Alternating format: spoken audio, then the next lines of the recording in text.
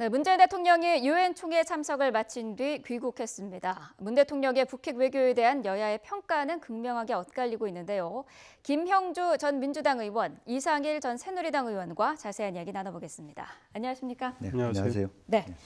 자, 문재인 대통령이 유엔 외교를 마치고 귀국을 했습니다. 먼저 이번 3박 5일간의 유엔 외교 어떻게 평가를 하시는지요? 우선 대통령이 되고 나서 첫 번째 유엔에 가서 기조연설을 하는 데뷔전이었다고 하는데 네. 아시다시피 이제 북핵 위기 속에서 이루어진 것이고 또 미국이 굉장히 군사적 옵션, 대우보다는 군사적 어떤 옵션에 대해서 더 중요점을 많이 가지는 그런 분위기 속에 있었기 때문에 네. 과연 한미 간의 공조가 얼마나 이렇게 잘 어우러질까 이런 걱정과 우려 또 기대가 있었던 것 같습니다. 네. 그런 부분에 대해서 대체로 한미 간의 공조가 확보되는 것을 좀 보여줄 수 있다. 한미일 공조의 문제, 북핵의 공조의 문제 어느 정도 얘기를 잘 마무리하고 왔다는 측면, 그리고 본인이 하고 싶었던 어떤 평화의 메시지, 또 네. 다자주의적 접근을 통해서 북핵을 해결하자라고 하는 유엔이라고 하는 자리에 걸맞는 그런 이야기, 더군다나 또 안보적 측면 뛰어넘어서 평창 동계올림픽에 대한 홍보까지 하고 온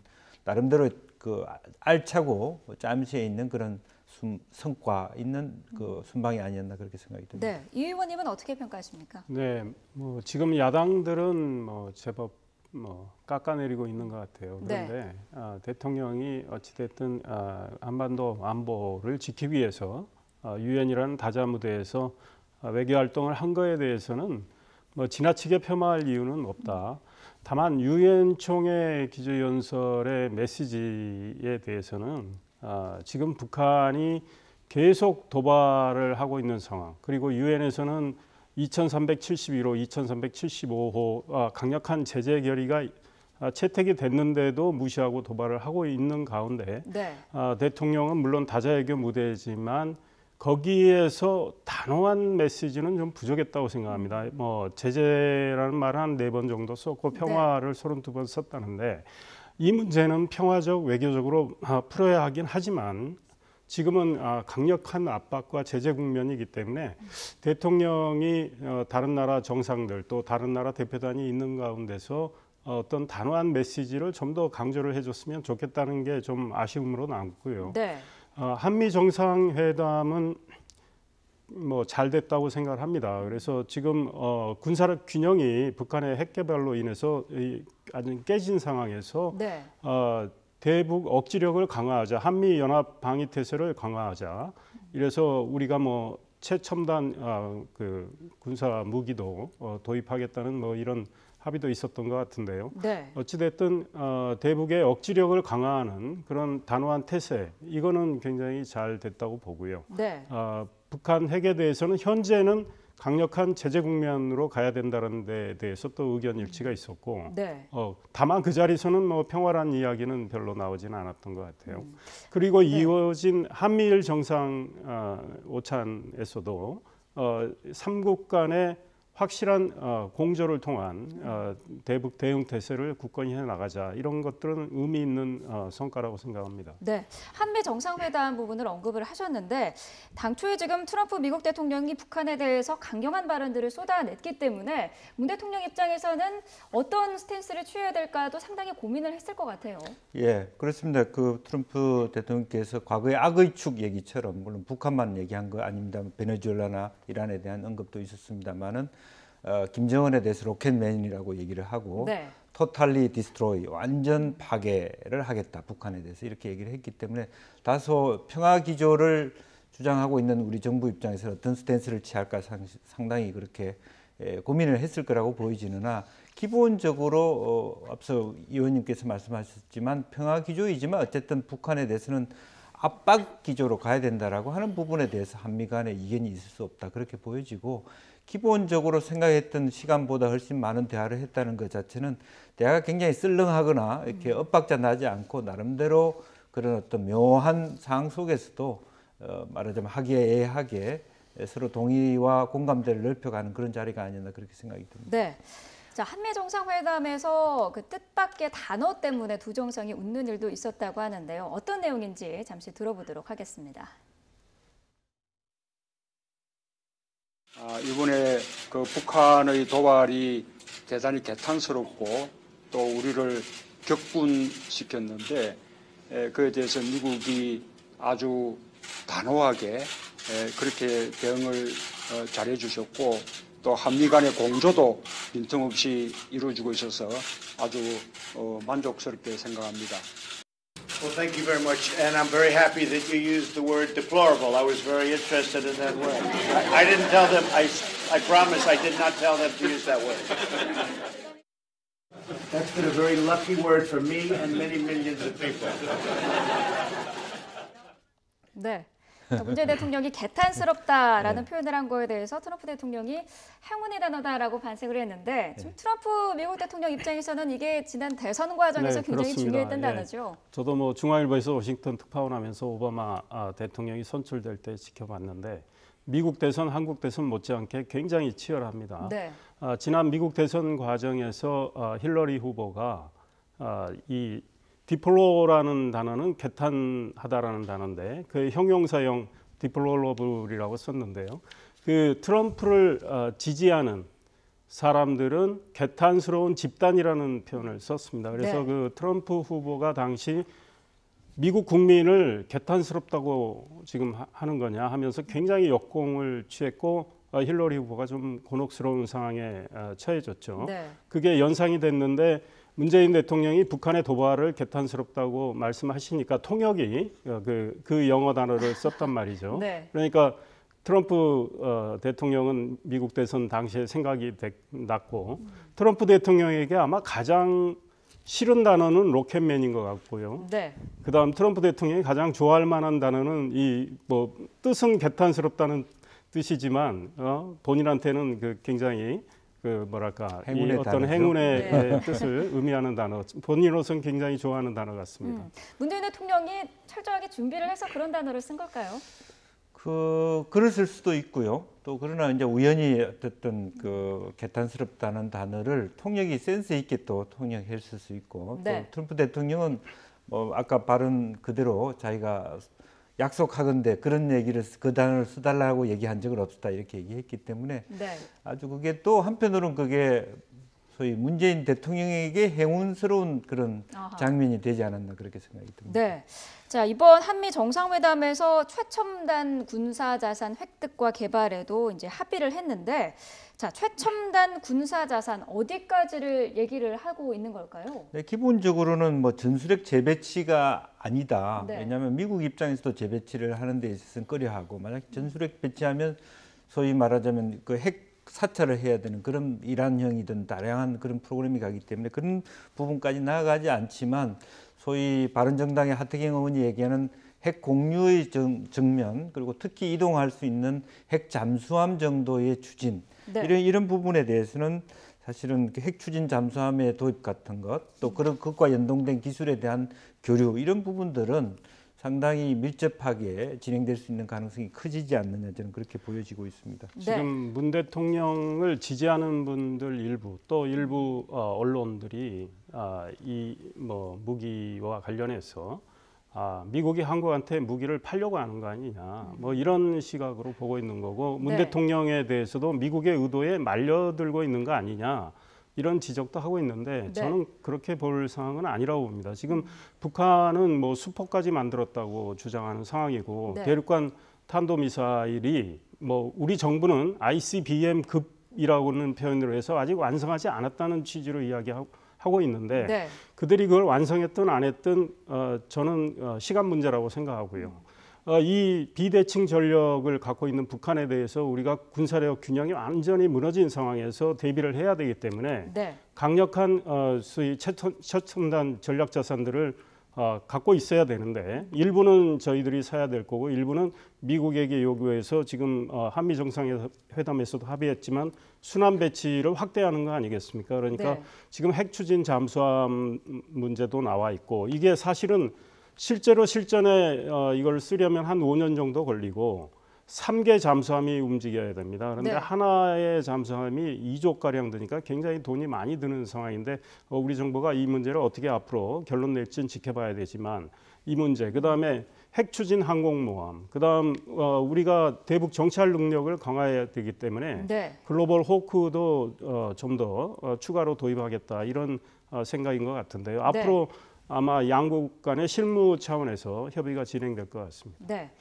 문재인 대통령의 유엔 대비는 마쳤고요. 이제 국내 문제가 남아 있습니다. 다음 주에 이제 여야정 협의체 구성을 위해서 5당 지도부와 청와대에서 회동하는 그런 내용을 준비를 하고 있는데, 자, 홍준표 자유한국당 대표 지난번 회동에 이어서 이번에도 불참하겠다라는 입장을 밝혔어요. 그렇습니다. 홍준표 대표는 일관됩니다. 문재인 대통령이 초대하는 청와대의 여야 대표회담에는 가지 않겠다. 네. 들러리 서지 않겠다. 이런 이야기고 지금까지 문 대통령이 취임하신 이후에 단 한 번도 만난 적이 없죠. 그렇죠. 지난번에 청와대 7월에 여야 대표들을 청와대로 초청했을 때도 가지를 않았고요. 그런데 저는 이것이 좀 현명으로 비칠 거라는 거죠. 속 좁게 비칠 가능성이 있다. 네. 지금 한반도 안보가 정말 심각하고 우리 그에 의해서 우리 민생도 영향을 받게 되는데 네. 이 문제를 풀기 위해서 아무리 문 대통령이 취하는 여러 가지 정책이나 입장이 홍준표 대표하고는 다르다 할지라도 네. 야당 제1야당의 대표로서 대통령과 만나서 할 수 있는 이야기를 거기서 다 한다면 본인이 들러리가 아니라 주역이 될 수도 있는 거죠. 네. 게다가 야당의 입장을 명확히 전달하고 문 대통령도 이 야당의 이야기를 들으면서 본인의 어떤 고정관념이나 선입관이나 이런 거를 또 바꿀 수도 있고요. 네. 야당의 목소리 역시 중요하기 때문에 그래서 홍준표 대표가 이 문 대통령을 지지하지 않는 소위 보수층의 국민들의 목소리도 직접 전달하는 것이 저는 더 바람직하겠다 이 생각입니다. 네, 말씀하신 것처럼 만나지 않는 것만이 방법인가라는 지적도 계속해서 나오고 있는데 홍준표 대표는 보여주기식 회동이다라는 입장을 계속 견지를 하고 있거든요. 협치 쇼다라는 건데 여기에 대해서 어떻게 보십니까? 사실은 정치가 사실은 보여주기가 전 과정이라고 봐도 과언이 아닙니다. 네. 국민들을 위해서도 사실은 그게 뭐 거짓으로 보여줘서는 안 되겠습니다만은 여야 국민들이 사실 경제적으로 굉장히 어렵지 않습니까? 네. 국회 위기 속에서도 안보 위기도 있고 뭐 심적으로도 경제적으로 어려운 상황에서 그래도 여야가 힘을 모은다라고 하는 그런 믿음 속에서라도 그래도 국민들이 좀 정치권에 대해서 덜 원망을 갖고 행동할 수 있을 텐데 네.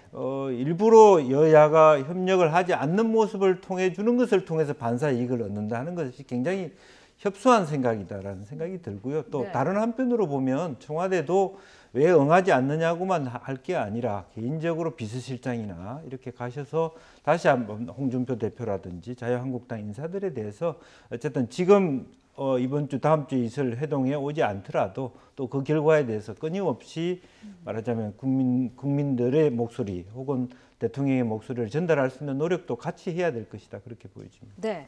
자, 김명수 대법원장 후보자의 인준안이 이제 국회를 통과를 하면서 청와대와 여당 한숨 돌렸다고 봐도 될까요? 네, 그렇습니다. 청와대와 여당 입장에서는 큰 고비를 넘긴 셈인데요. 네. 김희수 헌법재판소장 후보자가 그 임명 동의안 부결로 인해서 낙마를 했고, 네. 특히 민주당의 우원식 원내대표가 당시 책임지고 사의 표명까지 한 상황이었죠. 근데 이번에도 만약에 그것이 부결이 됐다면 우리 이 사법부에 미치는 그 공백의 그 여파 외에 정치적으로 파장이 굉장히 큰데 일단은 민주당 우원식 원내대표와 부대표들 네. 사퇴할 수밖에 없는 상황이었어요. 그리고 이 불똥이 추미애 대표한테도 튈 수도 있는 상황. 네. 그러니까 민주당 지도부가 와야 될 수도 있고 문재인 대통령 입장에서는 본인이 구상하는 사법부의 어떤 개혁이랄까 이런 것들이 크게 차질 빚어질 가능성이 있었는데 네. 막판에 대통령을 비롯한 여권 인사들이 국민의당을 집중 설득한 것이 주요했던 것 같고 네. 국민의당 입장에서는 지난번에 김희수 헌재소장 후보자 부결로 인해서 이 호남으로부터 많은 비판도 받고 문 대통령 지지층으로부터 비판받고 네. 또 발목 잡게 하는 거 아니냐 이런 지적을 받아서 또 부결시키는 데는 부담이 있었던 것 같아요. 그런데 정치권이 여기서 교훈을 얻어야 될 것은 이번 일을 계기로 특히 여권에서는 정말 진심으로 협치를 하겠다는 그 마음가짐을 가다듬는 거. 그러니까 일시적으로 필요하니까 가서 호소하고 읍소하고 해서 뜻을 관철했다. 그러면 이 다음부터 또 독주를 해나가겠다. 네. 이런 생각이 있다면 앞으로는 더 큰 어려움에 직면할 거라고 생각을 합니다. 그래서 협치를 제대로 하겠다는 그 자세가 꼭 필요하다고 생각합니다. 네. 이번 인준안 통과를 앞두고 청와대와 여당이 그야말로 총력전을 펼쳤습니다. 그 상징이라고 할 만한 게 바로 초록색 넥타이였는데요. 자, 국회의장도 초록색 넥타이를 맸고요. 그리고 민주당 원내사령탑도 초록색 넥타이를 맸습니다. 자, 초록색 하면 국민의당이 떠오르실 텐데요. 자, 민주당의 구애 작전이었는지 우연의 일치였는지 우원식 원내대표의 이야기 들어봤습니다. 이 넥타이는 제가 존경하는 김근태 선배님의 유품입니다. 저는 그래서 늘 아주 중요한 저 나름대로의 결단 또는 중요한 결정을 할 때 늘 이 넥타이를 맵니다. 국민의당 색깔하고는 전혀 무관한가요? 그건 뭐 상상에 맡기겠습니다. 네. 어떻게 보셨습니까? 뭐 어느 정도 그 계획이 있었던 거 아니겠습니까? 뭐 어쨌든 그런 성의를 보여준다라고 하는 거고 정말 이렇게 막바지에 몰려 있는 그 여당의 모습들 오히려 그런 식으로라도 호소를 하는 것이 네. 그래도 뭐 국민의당에서 이렇게 어렵사리 그 사과를 요구했고 다 사과를 했기 때문에 네. 받아들일 수 있는 계기를 만든 거 아닌가 그렇게 생각이 듭니다. 네. 예. 의원님께서는 어떻게 보세요? 이런 네. 노력이 충분히 발휘가 됐다고 보시죠? 예, 그렇습니다. 그런데 저것이 일시적으로 꼭 목적을 관철하기 위해서 이렇게 일종의 보여주기식으로 해서는 안 되고 네. 정말 진심이 앞으로 담겨 있는 그 어떤 활동을 해야 되겠다 이런 생각이고요. 추미애 대표도 김동철 원내대표 팔짱도 끼고 그랬지 네. 않습니까? 안철수 대표 만나러 갔다가 못 만나고 나오는 길에 김동철 원내대표를 만났는데 네. 팔짱 끼면서 도와달라고 했는데요. 그 필요할 때만 팔짱 끼지 말고 네. 정말 진심으로 야권의 목소리를 듣고 의중을 반영하겠다 이런 생각을 좀 가졌으면 좋겠고 네. 지금 민주당의 의석이 121석입니다. 그다음에 우호 정당 정의당을 비롯한 뭐 새민중정당 숫자까지 합치고 정세균 의장까지 합치면 130석밖에 안 되는 여당의 지금 현실입니다. 네. 그렇기 때문에 나머지 소위 169석이죠. 그 야권의 의석을 갖고 있는 그 야권의 입장을 생각한다면 정말 여당이 또 청와대가 야권에 대해서 뭐 인사도 사전에 좀 중요한 인사는 알려주고 의견을 듣는 그리고 모든 문제에 대해서 좀 의견을 제대로 듣고 반영할 수 있는 이런 구조적인 어떤 노력을 해야 되겠다 이런 생각이 듭니다. 네. 인사 전국을 거치면서 민주당은 이 누구보다 여소야대 상황을 실감을 했을 것 같고요. 국민의당으로서는 캐스팅 보터로서의 존재감을 확실히 부각을 한 것 같아요. 그렇습니다. 이번에 방금 얘기했습니다만은 그 범여권이 가질 수 있는 최고의 표가 130표란 말입니다. 네. 또 국회 선진화법을 하려고 그러면 50표가 모자라는 것이고 또 이 150석을 기준으로 했을 때 여전히 21개 정도 이상의 표가 필요한 상황에서 네. 확실한 캐스팅 보터 역할을 할 수 있다는 부분인데 문제는 이제 그런 역할을 하면서도 사실 당내에서 일관되게 어떤 말하자면 자율투표에 맡기면서 오히려 그것이 부분적으로 자기가 얻을 수 있는 어드밴티지를 많이 얻지 못한 네. 그런 것이 당 내부에서도 좀 나타나고 있지 않느냐. 이제 그런 측면이 있다고 보여집니다. 네.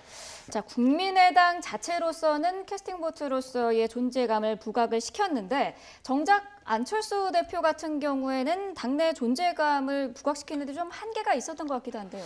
안철수 대표는 지난 김희소 헌재소장 후보자 때 본인의 어떤 존재감을 보여줬다고 볼 수가 있죠. 네. 다만 이번에 김명수 대법원장 후보자 이제 월요일이면 취임하시는데요. 이분의 임명 동의안이 가결된 것과 관련해서는 청와대와 여당이 김희수 후보자 이 낙마로 인해서 교훈을 얻어서 집중적으로 설득한 그런 효과 하나. 네. 또 국민의당 입장에서 또 한 번 캐스팅 보터 역할로 이 존재감을 보여줄 수는 있지만 그 결과에 따른 여러 가지 후폭풍.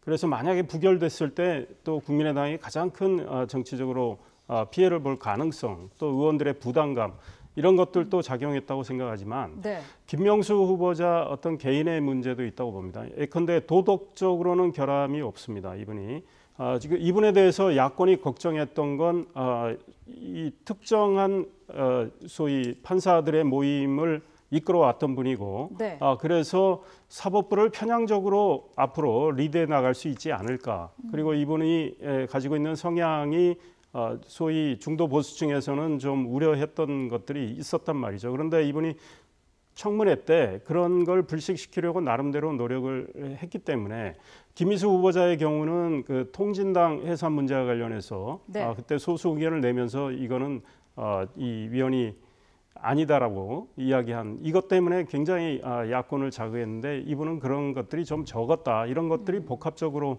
작용이 됐기 때문에 네. 그랬다고 보는데요. 안철수 후보자는 이번에 안철수 대표는 본인이 찬반에 대해서 입장을 밝히질 않았고 네. 본인은 또 국회의원이 아니고 소위 투표권도 없기 때문에 그러나 이와 관련해서 안철수 후보자의 의중이 어떤 건지 모르지만 네. 반대쪽에 좀 실려 있지 않느냐. 그런데 그럼에도 불구하고 국민의당에서 찬성표가 많이 나왔으니 존재감을 좀 잃은 거 아니냐 이런 뭐 해석도 하는데 그렇게까지 볼 필요가 있을까 이런 생각입니다. 일각에서는 원외 대표이기 때문에 어느 정도 한계가 또 있지 않겠느냐라는 지적도 있더라고요. 뭐 한계도 있습니다만은 제가 보기에는 이제 이것이 다른 한편으로 보면 국민의당 안에서 내부적으로 이념 지향에 대한 생각들, 자기 네. 당을 진보적으로 가야 된다고 보는 쪽과 안철수 대표 쪽은 대충 그 중도 내지는 보수 온건 쪽으로 가겠다는 그런 것의 입장이가 원내를 뛰어넘어서 그런 부분을 볼 필요가 있겠다. 왜냐하면 앞으로 올 수 있는 말하자면 정계 개편이라 이런 과정 속에서 내부적으로 어떻게 보느냐, 네. 바른정당하고의 관계를 원하느냐, 아니면 더불어민주당과의 관계를 원하느냐의 차원이 그날 김명수 후보자 말하자면 그 표결 당일 아침에 의총에서 벌어지고 있거든요. 네. 비공개로 열렸습니다만은 천정배 의원이라든지 박지원, 정동영 의원은 대체로 금고 당론을 통해서 찬성하자라는 측면이고 말하자면 김명수가 가지고 있는 이념적 지향에 우리도 동조를 하자. 그런 측면들도 분명히 있었다고 보여지기 때문에 네. 원내다 외다를 떠나서 그런 부분이 앞으로 장기적으로 정계 개편이라든지 이런 상황에서 국민의당이 어떤 행보를 갈 것이냐, 앞으로 지방선거를 앞두고 어떻게 과연 단합할 수 있는가를 보여주는 하나의 단초가 될 거라고 보여집니다. 네. 자유한국당 이야기도 좀 해보도록 하겠습니다. 자유한국당 그동안 뭐 잠시 쉬었었는데 추석 이후에 장외투쟁을 이어간다고 하는데요. 어떻게 보십니까? 네, 지금 추석 이후에 부산, 인천, 대전, 강원 등등을 다니면서 네. 야당의 목소리를 제대로 내겠다 이런 입장인데요. 네. 장애투쟁만 한다면 문제인데 지난번에 장애투쟁 일주일 하다가 서울에서 집회 한번 하고 나서 바로 복귀를 했는데요. 네. 사실은 성과도 별로 많지 않았고 복귀 명분도 뭐 적절치는 않았습니다. 뭐 네. 그냥 알아서 복귀를 했기 때문에 다른 데서 명분을 준 것도 아니지만 그럼에도 불구하고 정기국회가 열려 있고 안보 상황이 위중하기 때문에 네. 자유한국당이 무조건 원내로 복귀한 거는 저는 잘했다고 생각합니다. 그러면서 지금은 장애투쟁을 병행하겠다는 건데 네. 지금 문재인 대통령과 이 청와대 또 정부 인사들이 일방적으로 좌편향 정책을 끌고 가는 것들이 꽤 있다고 생각합니다. 네. 이 원전 문제도 굉장히 일방적이고 경제와 관련해서도 너무나 속도가 지금 빠르지 않느냐. 우리가 소위 말해서 적응할 이런 것도 없이 계속하니까 오히려 일자리가 줄어들고 있지 않느냐. 뭐 여러 가지 지적이 있고 지금 방송의 독립 문제도 있고요. 이런 것들과 관련해서 야당의 목소리를 저는 바깥에 가서 충분히 낼 수 있다고 생각해요. 게다가 네. 안보 문제와 관련해서 문재인 정부가 지금 한미 간의 공조를 나름대로 강화하려고 노력하고 있지만 네. 공조의 틈이 벌어져 있는 것들 그 흔적들도 꽤 나오고 있고 그다음에 역시 제대로 대처하지 못하는 점도 있다고 보기 때문에 야당이 이런 거를 지적하기 위해서 국민들께 호소하는 거는 저는 뭐 옳다고 생각하고요. 네. 원내에서도 민생 문제를 소홀히 하지 않고 할 건 다 하면서 바깥에서 야당의 목소리 내는 건 뭐 저는 나쁘지는 않다고 생각합니다. 네. 의원님 하고 싶은 말씀 있으실 것 같은데요. 아니 뭐 그런 부분은 충분히 당이 결정할 부분이고 네. 특히 바른정당을 흡수하고자 하는 측면에서 현재 바른정당이 좀 여러 가지 내부도 위기들이 있으니까 네. 또 추석 전은 아닙니다만은 추석 민심을 잡아서 다음 지방선거를 준비하는 측면에서 포괄적인 의미가 있다고 봅니다. 무조건의 장외 투쟁이 아니고 말하자면 어차피 10월 12일부터 이제 국감 전국으로 들어가는데 네. 국감 준비를 하면서 여러 가지 시민들을 만나는 과정, 표현이 장외 투쟁이기 때문에 좀 엄청나 보입니다만은 실제적으로 그런 지역을 순회하는 그런 과정이라고 보여지고요. 네. 또 그런 부분 속에서 나름대로 어떤 그 불안정한 어떤 당내 분위기를 추스리겠다는 의지로 그렇게 이해를 하고 있습니다. 그 네. 자유한국당에 대해서는 꼭 하나 지적하고 싶은 것은 네. 자유한국당이 나름대로 혁신위원회도 두고 지금 뭐 혁신을 하겠다 해서 소위 박근혜 전 대통령 뭐 출당 문제도 논의를 했고 네. 아마 그 재판이 끝나면 그 문제도 본격적으로 대두해서 정리할 거고 네. 또 친박의 핵심 인사 몇 분에 대해서 소위 앞으로 탈당 권유 이야기도 있고 한데 이거가 혁신의 전부가 아니라고 생각합니다. 그러니까 자유한국당이 정말로 제대로 혁신된 이런 모습을 보여줘야 국민의 신뢰를 얻는다. 그런데 네. 최근에 이루어진 인사를 보면 홍준표 대표가 한 인사죠. 뭐 디지털 정당위원회 뭐 위원장이랄까 뭐 이런 그 인사 일부를 보면요. 정말 저런 분들이 혁신 개혁을 할 수 있는 분들인가 이런 의문이 들 수 있어요. 그래서 네. 정말 말과 행동이 같이 따라줘야 되는데 자유한국당은 그게 좀 부족하고 이 보수주의를 거듭나게 하겠다고 해서 신보수주의로 외치는데 정말 새로운 보수다운 그런 행동을 해줘야 되는데 아직 그런 것들이 안 보입니다. 네. 자, 지금 이런 가운데 정진석 의원이 SNS에 올린 글이 파장이 커지고 있습니다. 자, 내용을 간추려 보면은 그 노무현 전 대통령 사망과 관련된 내용인데 이 사망이 부부싸움에 의한 거다라는 이야기고요. 정치 보복 가운데 하나다라는 그런 내용입니다. 자, 정진석 의원 지난 정권에서 여당 원내대표도 지냈고요. 이명박 정부 때는 정무수석을 지낸 이제 친이계 인사인데 어떤 의도에서 이런 글을 올렸을까요? 아마 조금 이명박 전 대통령을 겨냥한 지금 칼날들이 계속 뭐랄까 가까이 다가오고 있다고 보고 있는 거죠. 네. 정진석 의원 입장에서 이명박 정부에서 청와대 정무수석을 했던 분이고 또 사선 중진 의원인데 네. 특히 박원순 서울시장이 그 이명박 대통령을 겨냥해서 노무현 전 대통령을 정치 탄압을 했다, 보복을 했다 이런 글을 올렸단 말이죠. 네. 박원순 서울시장의 경우 국정원이 박원순 제안문건 이명박 정부 시절에 만들어서 그걸 실행에 옮겼다 해서 지금 이명박 전 대통령을 비롯한 여러 관계자들을 고발했는데 네. 박원순 서울시장이 감정이 나쁜 건 이해할 수 있습니다. 그런데 그렇다고 뭐 이명박 전 대통령이 그와 관련해서 현재로서는 어떤 단서 이명박 대통령이 중심이 돼서 이런 지시가 이루어지고 실행에 옮겨졌다라는 아직 명백한 증거가 없는 상황에서 일단 정치적으로 말씀을 하고 계시니까 정진석 의원도 그게 아니지 않느냐. 노무현 전 대통령이 세상을 떠나시게 된 거는 뭐 이명박 대통령 정부에서 당시 수사가 이루어졌지만 이명박 네. 전 대통령이 뭐 그분을 그렇게 하게 한 건 아니지 않느냐 하고 방어와 보호를 하려는 취지에서 그걸 썼는데 네.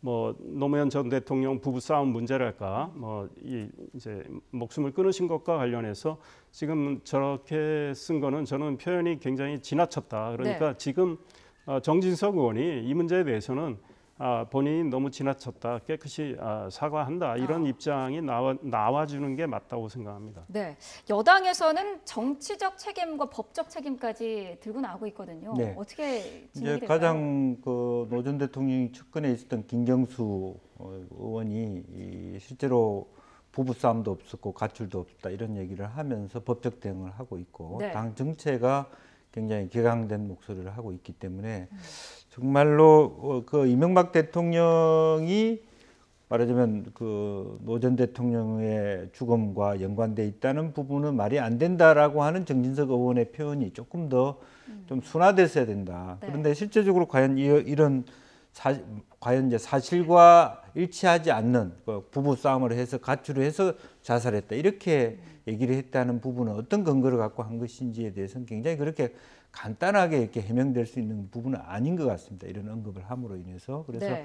앞으로 이 부분이 그야말로 안 그래도 교착 상태에 있는 여야 관계를 굉장히 더 어렵게 만들지 않을까 생각이 들고 네. 방금 우리 의원님 말씀하신 대로 지금이라도 그 부분에 대해서 노 전 대통령이 자살했던 배경이 권양숙 여사의 가출이나 부부싸움에 있다고 얘기하는 부분에 대해서는 스스로 과했다라고 얘기를 해야 되지 않나 그렇게 생각이 듭니다. 네. 자, 여야 모두 협치를 내세우고는 있습니다만 정치권의 상황은 점점 더 꼬여만 가고 있는 것 같습니다. 김형주 전 민주당 의원, 이상일 전 새누리당 의원과 함께 정치권 소식 자세히 짚어봤습니다. 오늘 말씀 감사합니다.